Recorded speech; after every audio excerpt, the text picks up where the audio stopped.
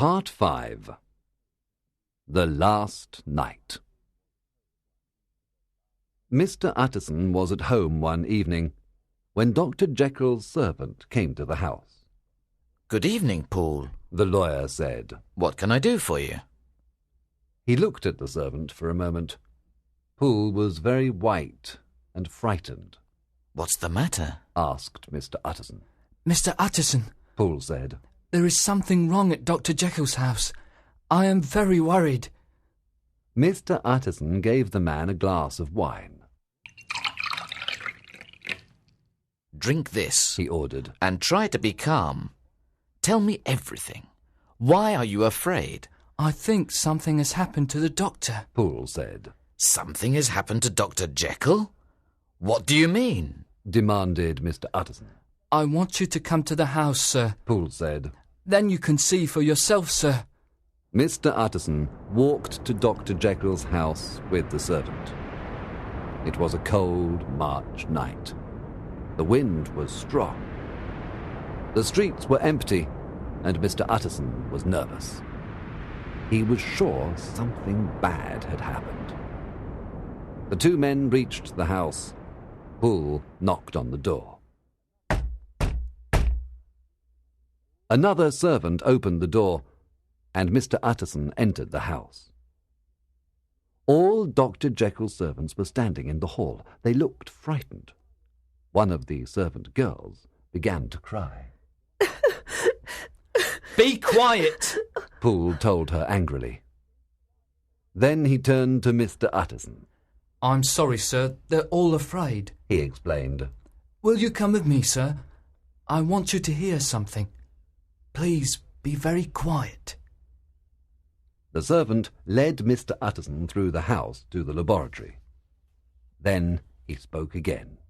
"If Dr. Jekyll asks you to come into the laboratory, you must not go."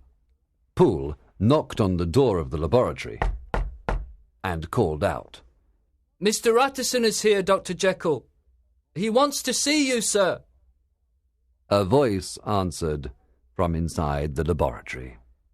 "Tell him I cannot see anyone." "Thank you, sir," replied Poole. He then took Mr. Utterson back into the main part of the house. When they arrived, he asked the lawyer, "Now, Mr. Utterson, tell me, did that voice sound like Dr. Jekyll?"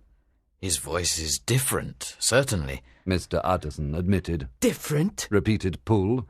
"I have known Dr. Jekyll for 20 years, and I tell you, sir, that was not his voice. Dr. Jekyll was murdered 8 days ago. I heard him cry out 8 days ago. But who is in that room, and why he stays there, I don't know." "This has no sense, Paul," Mr. Utterson said. "Why should anyone kill Dr. Jekyll and stay in the same room with the body? You must be wrong." "There is more, sir," said the servant. "Every day for a week, the person in the laboratory has left notes for me to go to the chemist to buy some kind of medicine. Every day there are more notes. I have gone to every chemist in the city. There is always something wrong with the medicine." "Show me one of these notes," Mr. Utterson ordered. Poole took a letter out of his pocket and gave it to Mr. Utterson. The note said, Dr. Jekyll presents his compliments to Moore the chemists. The sample you sent me is useless. Dr. Jekyll needs a sample of the highest quality, like the one he bought from you in the year 18. Please send this immediately. At the bottom of the note was written, I'm desperate. Send me some of the good stuff. "I have seen the way Dr. Jekyll writes," Mr. Utterson said. "This seems to be the doctor's writing. Do you agree?" "I don't know, sir," Poole said. "Writing isn't important. I've seen him. I've seen him, I tell you. I came to the laboratory door one day, and the door was open. I saw a man outside the laboratory. The man's face was covered. When he saw me, he ran back into the laboratory and closed the door. That man was not Dr. Jekyll, I'm sure of it. It wasn't the doctor." "You cannot be sure, Paul," the lawyer told him. "Perhaps the doctor's illness has changed his face. Perhaps that's why he needs the medicine. No, sir, said Poole firmly. Dr. Jekyll is a tall man, and the man I saw outside the laboratory was small. It was not the doctor. Very well, Mr. Utterson said. we will go to the laboratory. We have to find out the truth of this. We will break down the door of the laboratory. Poole and the lawyer picked up an axe and a metal bar. They walked towards the laboratory. Mr. Utterson stopped for a moment. Poole, He said, we must be honest with each other. You have not told me everything. The man you saw outside the laboratory, who was it? I think it was Mr. Hyde, sir. replied the servant. I did not see him well, but I think it was him. I believe you. Mr. Utterson said, I think it was Mr. Hyde. I fear that Dr. Jekyll is dead. But I don't understand why Hyde is staying in the laboratory. I don't understand that at all. When the two men reached the laboratory door, they stopped again. Then Mr. Utterson called out to the person behind the door.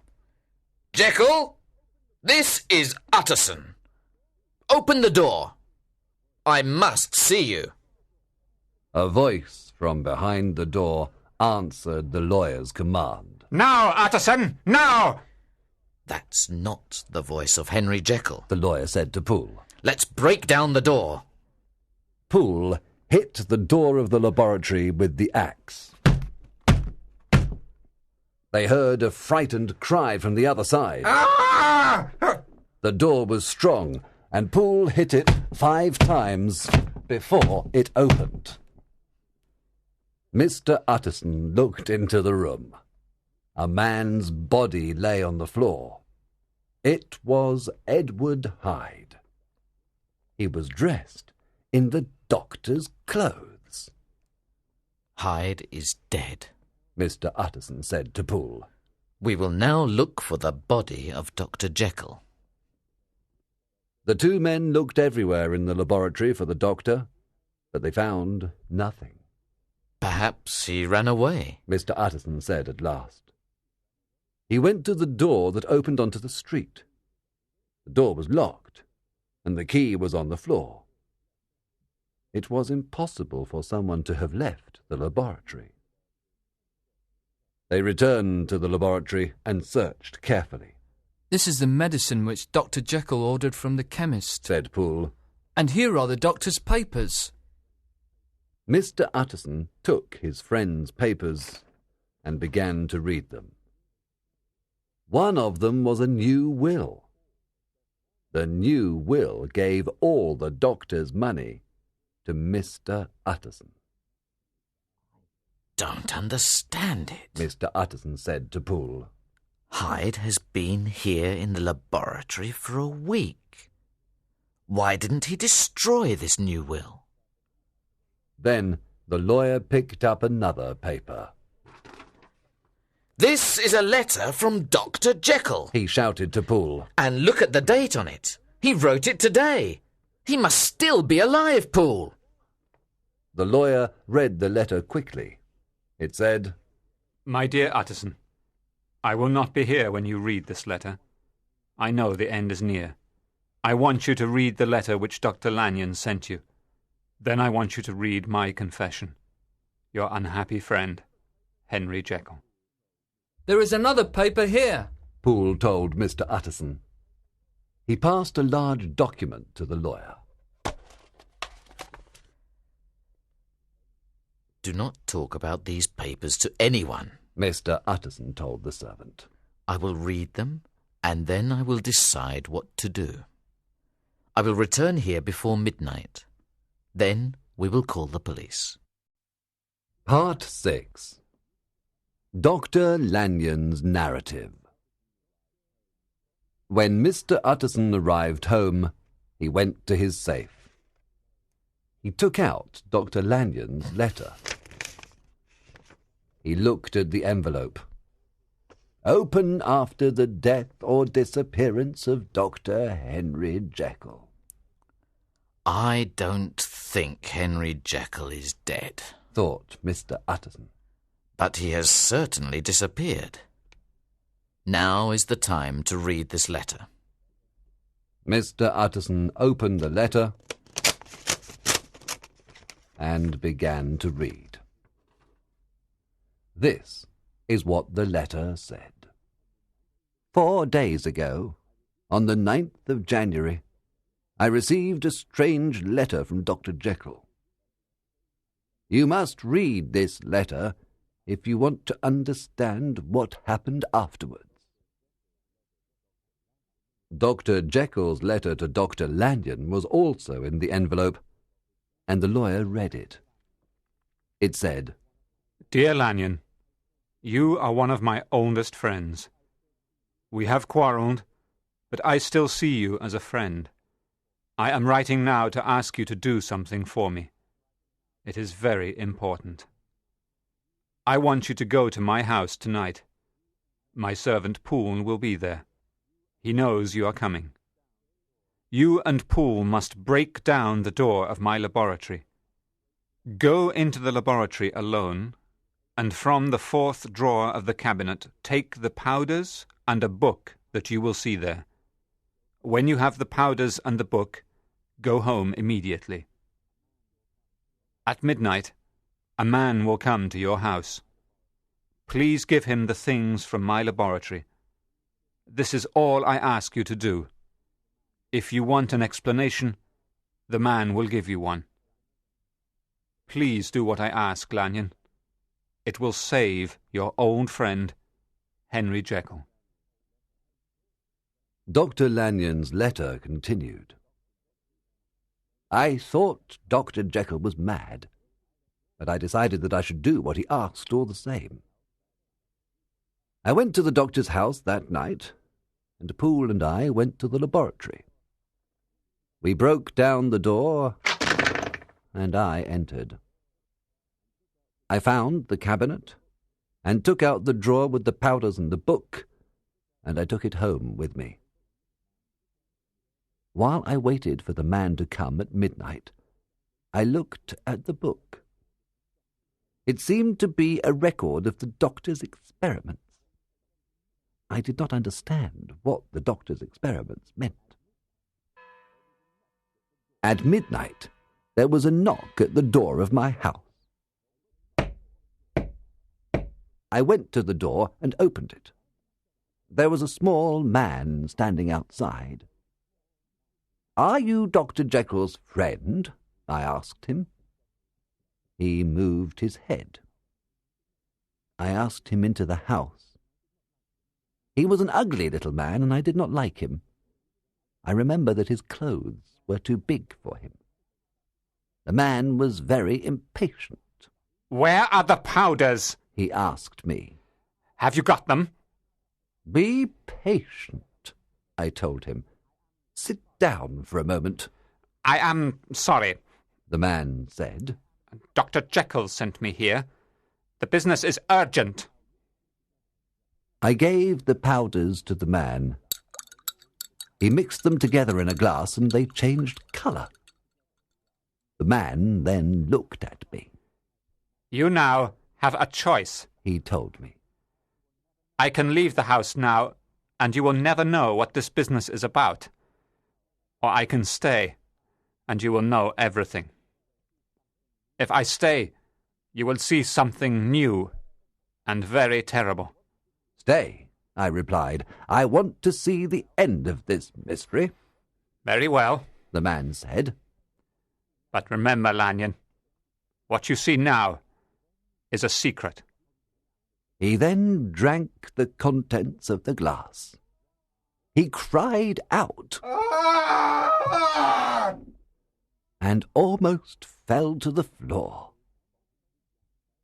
Then his body began to grow and change. The next moment I covered my face in horror. No, I cried out, no! The small man who drank the powders had disappeared. There, in front of me, stood Dr. Jekyll. He told me the whole terrible story, and even now it frightens me. What he told me made me ill. I have not slept since he told me. His story was wicked, and I will not tell it to you, Utterson. I will just tell you one thing that I learnt from Dr. Jekyll. The small man who came to my house that night was Edward Hyde, the murderer. Hasty Lanyon. Part 7. Henry Jekyll's Statement. Mr. Utterson put down Dr. Lanyon's letter. He picked up the paper from Dr. Jekyll's laboratory and began to read. This is what he read. I, Henry Jekyll, was born in 18. I had money, I was intelligent, and I liked to work. My future seemed happy and rich. When I was young, I wanted to be respected by my friends. I pretended to be a very serious man. I was not like other young men who drink together and enjoy themselves. I enjoyed myself, but I kept my pleasures a secret from others. In public, I was a good man. Privately, I was a bad one. I studied science, and I became certain that all human beings are like me. Everyone has two parts, a good part and an evil part. No one can be happy because these two parts of nature fight against each other. In my studies, I tried to separate these two parts. I wanted to create two identities. One identity would be for the good part of myself. The other identity would be for the evil part. I thought each identity would be happy. The good part would be completely good, and the evil part would be completely evil. I worked for many years to find out how to create these new identities. I bought some special powders from a chemist in the city. Then one night, I mixed the powders together. I drank the mixture, and immediately I felt ill. Suddenly, I was a different man. I looked at myself in the mirror. I was younger and smaller, and I was completely wicked. Nothing was important to me except pleasure. I had become Edward Hyde. I drank another glass of the mixture, and Edward Hyde disappeared. Instantly, I became Dr. Jekyll again. I could now change whenever I wanted. The well-known and respected Dr. Jekyll could become Edward Hyde. Edward Hyde could do things that the good doctor was not allowed to do. I began to like the new identity I had created for myself. At first, Edward Hyde was happy just to enjoy himself, but soon he began to do terrible things. Dr. Jekyll was often terrified by the things that Hyde did. The doctor could do nothing. Jekyll and Hyde were different people. Soon I realized that Edward Hyde was dangerous. He might do something that would damage the doctor's reputation. I remember the night when Hyde walked over the body of the little girl. When he had to find money to pay the girl's family, he came to the doctor's house. I decided to give Hyde a separate bank account and to give him his own house. I prepared the will which you disliked so much, Utterson. I thought I was safe. About 2 months before the murder of Sir Danvers Carew, a strange thing happened. I took the powders as usual and became Edward Hyde. I went out into the city and returned home to sleep. When I woke up, I knew something was wrong. Then I looked at my hands. Dr. Jekyll's hands are large, but the hands I saw were small. Then I understood. They were Edward Hyde's hands. I had gone to bed as Henry Jekyll, and had woken up as Hyde. I ran to the laboratory and took some more of the mixture. In a few minutes, I was Dr. Jekyll again. Soon I understood that Hyde was stronger than Dr. Jekyll. It became difficult to change back from Hyde to Dr. Jekyll. Sometimes the powders did not work. I knew that I must choose between the two identities. I decided to be Dr. Jekyll. For 2 months I followed my choice. I worked, I saw my friends, and I began to be happy again. But every day I thought about Hyde. I missed his life of pleasures. I missed the excitement of being Hyde. One day I drank the powders again. This time, when Hyde came, he was angry. That was the night that he murdered Sir Danvers Carew. Hyde enjoyed the violence of the murder, but he was afraid of the police. He came back to the laboratory and drank the powders. I, Henry Jekyll, remembered what Hyde had done. I was terrified. I swore that I would never take the powders again. Edward Hyde was finished forever. For a while, I lived as Dr. Jekyll. I worked, I saw my friends, I thought I was safe from Hyde. One day I went to the park. I sat there, thinking about my life. I am a good man, I told myself. I looked at the people around me. I am a better man than most of them, I thought. At that instant, I suddenly felt ill. Then I felt a change in myself. I looked down. I had become Hyde once more. Part 8. The Sad Conclusion. Dr. Jekyll's letter continued. I was Edward Hyde, and the police in London were looking everywhere for me. London was dangerous for Edward Hyde, the murderer. I needed the powders from the laboratory. But how to get them? I did not trust the servants. Then I had an idea. I remembered Dr. Lanyon. He could go to the laboratory for me. I went to a hotel, and I wrote a letter to Dr. Lanyon. I asked him to go to the laboratory and to bring the powders to his house. The doctor did what I asked. As soon as I took the powders in the doctor's house, I was Dr. Jekyll once more. When Dr. Lanyon saw what happened when I took the powders, he was shocked. My old friend was frightened of me. I went back to the laboratory. Now a terrible time began for me. Hyde was strong now, and he often came back. If I slept, I woke up to discover that I was Hyde. At the same time, Dr. Jekyll became ill and weak. Sometimes the powders did not work. Hyde and I lived together in the laboratory. We hated each other, and we feared each other. I feared him because he was evil. He feared me because I wanted to be good. Hyde wanted to live, and he was afraid of the police. I wanted to die, and Hyde was afraid that I would kill myself. He needed my body to live.